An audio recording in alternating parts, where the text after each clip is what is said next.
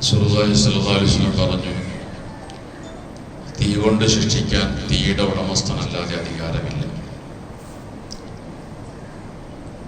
ഒരു മനുഷ്യനെയും ഒരു ജീവജാലങ്ങളെയും തീ കൊണ്ട് നമ്മൾ ശിക്ഷിക്കാൻ പാടില്ല. തീയെ സൃഷ്ടിച്ച റബ്ബിന് മാത്രമാണ് തീ കൊണ്ട് ശിക്ഷിക്കാനുള്ള അധികാരമുള്ളത്. അത് അല്ലാഹു നാളെ നരകത്തിൽ അത് നടപ്പിലാക്കുകയും ചെയ്യും. ഒരു മനുഷ്യൻ വെന്തു മരിക്കുക എന്നുള്ളതാണ് ഏറ്റവും വേദനയേറിയ മരണമെന്ന് പറയുന്നത്. ഇബ്രാഹിം നബി അലൈഹി ഇസ്ലാമിനെ അങ്ങനെ കൊല്ലാനാണ് നമ്രൂദ് തീരുമാനിച്ചത്. നമ്മെ സംബന്ധിച്ചിടത്തോളം ഒരു മനുഷ്യനെ പോലൊരു ജീവികളെ പോലും അങ്ങനെ കൊല്ലാൻ പാടില്ല. ഉറുമ്പിൻ കൂട്ടിന് തീയിട്ടത് കണ്ട് റസൂൽ സല്ലല്ലാഹു അലൈഹി വസല്ലം സഹാബത്തിനോട് ദേഷ്യപ്പെടുന്നുണ്ട്. ആരാണ് ഇതിന് തീയിട്ടത്? അള്ളാഹു കൊല്ലാൻ അനുവദിച്ച ചില മൃഗങ്ങളുണ്ട്. എലിയെ കൊല്ലാം, ശരിയെ പോലും കരിച്ചു കൊല്ലാൻ പാടില്ല. അതൊക്കെ ക്രൂരതയായിട്ടാണ് പരിശുദ്ധ ദീനുൽ ഇസ്ലാം കാണുന്നത്. ക്രിമിനൽ കുറ്റങ്ങൾക്ക് ഇസ്ലാം ശിക്ഷ നിശ്ചയിച്ചിട്ടുണ്ട്. വ്യഭിചരിച്ചവനെ എറിഞ്ഞു കൊല്ലാം, നിസ്കാരം ഉപേക്ഷിക്കുന്നവനെ തലവെട്ടിക്കൊല്ലാം. പക്ഷേ ഒരാളെ പോലും അങ്ങനെ തീയിലിട്ട് കരിച്ച് കൊല്ലാൻ പാടില്ല. ഇനി ആരെങ്കിലും അങ്ങനെ വെന്തു മരിക്കുന്നെങ്കിൽ അൽ ഹരീഖു ഷഹീദ്, തീയിൽ വെന്തു മരിക്കുന്നവൻ രക്തസാക്ഷിയാണെന്ന് റസൂൽ സല്ലല്ലാഹു അലൈഹി വസല്ലം പഠിപ്പിക്കുന്നുണ്ട്. അവൻ പരലോകത്തെ രക്തസാക്ഷിയായിരിക്കും.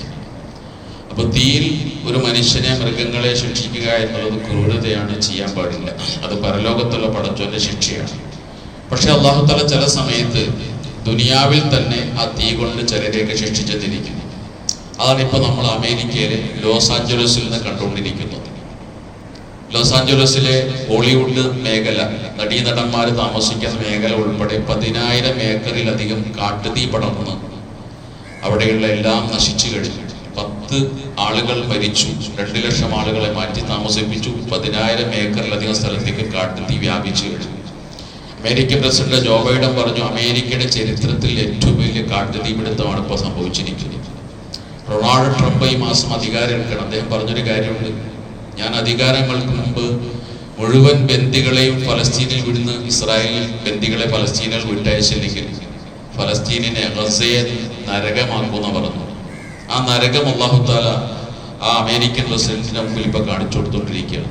എല്ലാവിധ സപ്പോർട്ടും സാമ്പത്തികവും മറ്റും സഹായങ്ങളും ചെയ്ത് കുഞ്ഞുങ്ങളടക്കം ഫലസ്തീനികളെ, ഗസയിലെ മനുഷ്യരെ ചുട്ടുകൊല്ലാൻ, അവരെ നശിപ്പിക്കാൻ വേണ്ടി ശ്രമിച്ച അമേരിക്കയ്ക്ക് അല്ലാഹു തആല അവരുടെ മുന്നിൽ ഒരു പാഠം പഠിപ്പിച്ചു കൊടുക്കുകയാണ്. ജെയിംസ് വൂഡ് എന്ന് പറയുന്ന ഒരു നടനുണ്ട്, ഹോളിവുഡ് നടൻ. അയാള് എല്ലാവിധ പ്രചോദനവും പ്രേരണയും ഈ ഗസയിലെ കൂട്ടക്കലൊക്കെ ചെയ്തു കൊടുത്ത ഒരാളാണ്.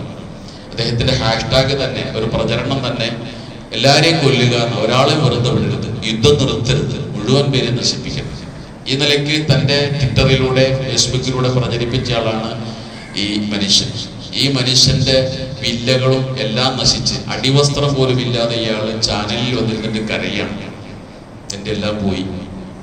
ആ മനുഷ്യനൊരു കുടുക്ക കൊണ്ടുപോയി കൊടുക്കുന്നുള്ളൊരു കുട്ടി, അയാൾ താമസിക്കുന്ന അഭയാർത്ഥി ക്യാമ്പിനടുത്തുള്ള ഒരു ചെറിയ കുട്ടി ഒരു കുടുക്ക കൊണ്ടുപോയി കൊടുത്തിട്ട് ജെയിംസ് വൂഡിനോട് പറയുന്നുണ്ട്, നീ ഒരു വീട് പണിയാൻ ഇതുകൂടി ഉൾപ്പെടുത്തിക്കോ.